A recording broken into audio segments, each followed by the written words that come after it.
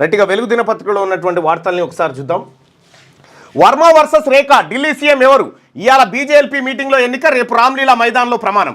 ఢిల్లీ ముఖ్యమంత్రి పీఠంపై సస్పెన్స్ కొనసాగుతుంది. గురువారం ప్రమాణ స్వీకారానికి ఓవైపు ఏర్పాట్లు జరుగుతున్నా ఇప్పటికీ సీఎం ఎవరనే దానిపై బీజేపీ హైకమాండ్ ఎటు తేల్చలేదు. సీఎం రేసులో రోజుకో పేరు తెరపైకి వస్తుంది. న్యూఢిల్లీ స్థానంలో కేజ్రీవాల్ను ఓడించిన పరమేశ్ వర్మ పేరు ప్రధానంగా వినిపిస్తుండగా, అరే ఇలా ఛత్రపతి శివాజీ మహారాజ్ బీసీ బిడ్డ మహారాష్ట్రలో తన సామ్రాజ్యాన్ని నిలబెట్టినటువంటి మహనీయుడు ఈ బీసీ బిడ్డ ఛత్రపతి శివాజీ మహారాజ్. గర్వపడు బీసీవాడా, నీ వాడు, నీ పూర్వీకుడు, నీ మహారాజు ఆయన. ప్రమాణ స్వీకారానికి ఓవైపు ఏర్పాట్లు జరుగుతున్నా ఇప్పటికీ సీఎం ఎవరనే దానిపై బీజేపీ హైకమాండ్ ఎటు తేల్చలేదు. సీఎం రేసులో రోజుకో పేరు తెరపైకి వస్తుంది. న్యూఢిల్లీ స్థానంలో కేజ్రీవాల్ను ఓడించిన పరమేశ్ వర్మ పేరు ప్రధానంగా వినిపిస్తుండగా, ఈసారి ఢిల్లీ సీఎం సీట్లో కూర్చునేది మహిళేనని, అందులో షాలిమార్ బాగ్ ఎమ్మెల్యే రేఖా గుప్తానే ఆ పదవిని వరిస్తుందని పార్టీలో ప్రచారం జరుగుతుంది. బుధవారం సాయంత్రం జరిగే బీజేపీ మీటింగ్ తర్వాత ఢిల్లీ సీఎం సీటుపై సస్పెన్స్ వీడబోతుందంట. ఒక వార్తను చూస్తాను. ఢిల్లీ సీఎం ఎవరు కాబోతున్నారంటే వీళ్ళిద్దరి మధ్యలో ఉంటుందని చెప్పి ఒక క్వశ్చన్ మార్క్తో ఒక వార్త. వర్మ వర్సెస్ రేఖ, వర్మ లేకపోతే రేఖ, ఇద్దరు అప్పర్ క్యాస్ట్కి సంబంధించినటువంటి వాళ్ళే. త్వరలో క్యాన్సర్ టీకా, 5-6 నెలల్లో మహిళలకు క్యాన్సర్ టీకా అందుబాటులోకి వస్తుందని కేంద్ర మంత్రి ప్రతాప్ రావ్ జాదవ్ తెలిపారు. క్యాన్సర్ను ఎదుర్కొనే వ్యాక్సిన్ తయారీపై పరిశోధనలు పూర్తిగా వచ్చాయన్నారు. దీన్ని మొదట 9 ఏళ్ల నుంచి 16 ఏళ్ల బాలికలకు ఇస్తామని చెప్పిండు. రైట్, క్యాన్సర్ టీకా త్వరలో రాబోతుందంటూ ఒక వార్త, అదొక గొప్ప పరిణామం. అది రైట్గా దర్జాగా నీళ్ల దోపిడీ 2014 నుంచి కేటాయింపులకు మించి ఎత్తుకుపోతున్న ఏపీ. పక్కా లెక్కలు తీసిన రాష్ట్ర అధికారులు ట్రిబ్యునల్ ముందు వాదనలకు రెడీ. కృష్ణా నుంచి 5 ఏళ్లలో ఏటా అదనంగా 100 పైగా టీఎంసీల తరలింపు. 2018 నుంచి మరింత రెచ్చిపోయిన ఏపీ. 2019, 20, 21, 22లో అదనంగా 70% పైగా వాడకం. 2024లో ఇప్పటిదాకా 75% పైగానే మళ్లింపు. 11 ఏళ్లలో ఒకసారి కూడా మన కోట నీళ్లు మనకు దక్కలే. నేటి నుంచి ట్రిబ్యునల్ విచారణ, లెక్కలను ముందు పెట్టనున్న తెలంగాణ అంటూ ఒక వార్త. విడిపోయిన తర్వాత కూడా అదే నీళ్ళ దోపిడీ ఏపీది. కృష్ణా నీళ్లను ఏపీ అడ్డంగా దోచుకోపోతున్నది. 11 ఏళ్లలో కరువు సంవత్సరాలు సహా ఏటా కోటాకు మించి నీటిని తోడేసుకున్నది. తెలంగాణకు మాత్రం ఏ ఒక్క సంవత్సరంలో కూడా కేటాయించిన కోటా దక్కలేదు. ఇందుకు సంబంధించి పక్కా ఆధారాలను రాష్ట్ర అధికారులు సేకరించారు. ఏ ఏడాది ఎవరెవరు ఎంతెంత కృష్ణా జలాలు వాడుకున్నారో లెక్కలు తీశారు. 2014 నుంచి ఇప్పటి వరకు 11 ఏళ్లలో ఏపీ జలదోపిడీ ఏ స్థాయిలో జరిగిందో చెప్పేలా ఈ గణాంకాలున్నాయి.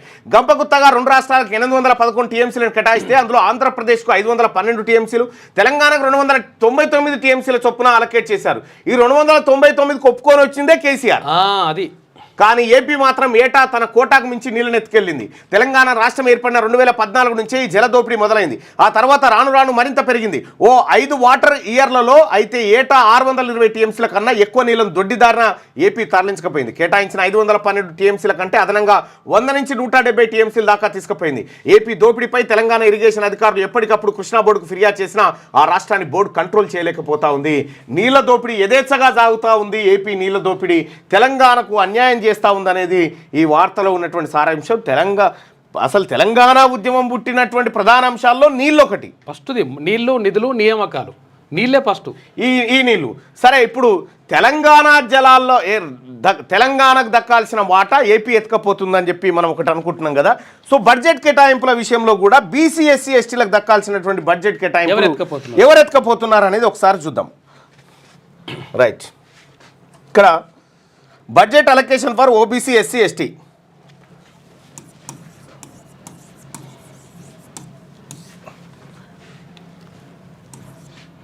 టూ 2023-24 బడ్జెట్లో 29లో 2019 విషయం తీసుకుందాం. 2019లో 2020, 2021, 22, 23 ఇక్కడ మనం ఒకసారి గమనిస్తే ఎస్సీలకు 6075 కోట్లు. ఏది కేంద్ర ప్రభుత్వం, ఇది రాష్ట్ర, ఏది schemes like pre matric, post matric, NBCF, DC fellowship etcetera.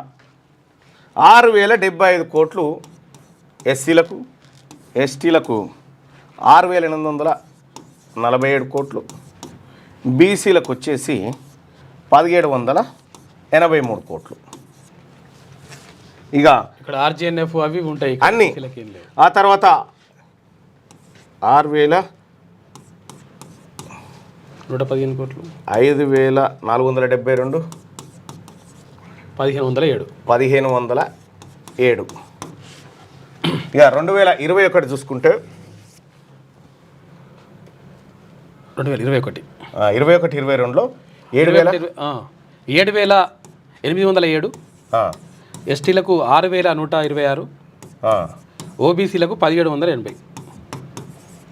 2022లో 22-23లో 9,285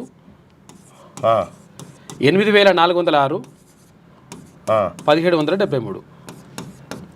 ఇక 23-24లో 7,412 7,529 1,838. ఇక్కడ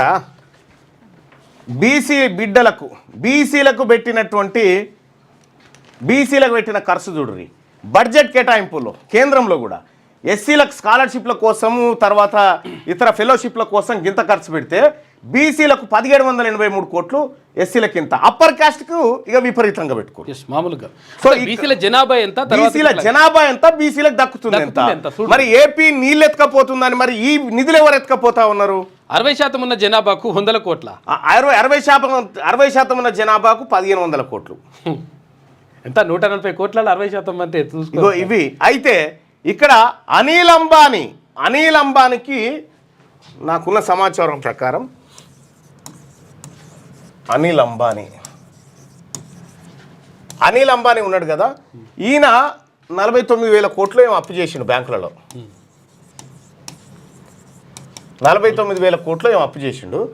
అప్పు చేస్తే కేంద్ర ప్రభుత్వం ఏం చేసిందంటే ఇటు పేదవాడు కట్టలేడు అని ఇందులో 46,000 కోట్లు మాఫీ చేసింది. చూసుకోయిగా 46,000 కోట్ల రూపాయలు ఇతను పేదవాడు అనిల్ అంబానీ కట్టలేడని చెప్పి మాఫీ చేసింది. బీసీలకు మొత్తం భారతదేశంలో ఉన్నటువంటి బీసీల విద్యార్థులకు స్కాలర్షిప్ లీడ్ కోసం 9,000 కోట్లు ఖర్చు చేసింది. చూసుకో లెక్క. ఒక మనిషి కోసం ఎంత ఖర్చు చేసింది, మొత్తం ఈ దేశంలో ఉన్న బీసీల కోసం ఎంత ఖర్చు చేసింది, బీసీ బిడ్డలకు, అది లెక్క. ఇగో ఇది నీతి జాతి. మనం నీళ్ళ గురించి మాట్లాడుకుంటున్నాం కానీ వీటి గురించి రాహుల్ గాంధీ గారు చెప్తుండే వాస్తవానికి ఇక్కడ పేపర్లలో వస్తలేదు. అవును, ఎందుకు రాస్తలేరో అర్థమవుతలేదు అదేందో.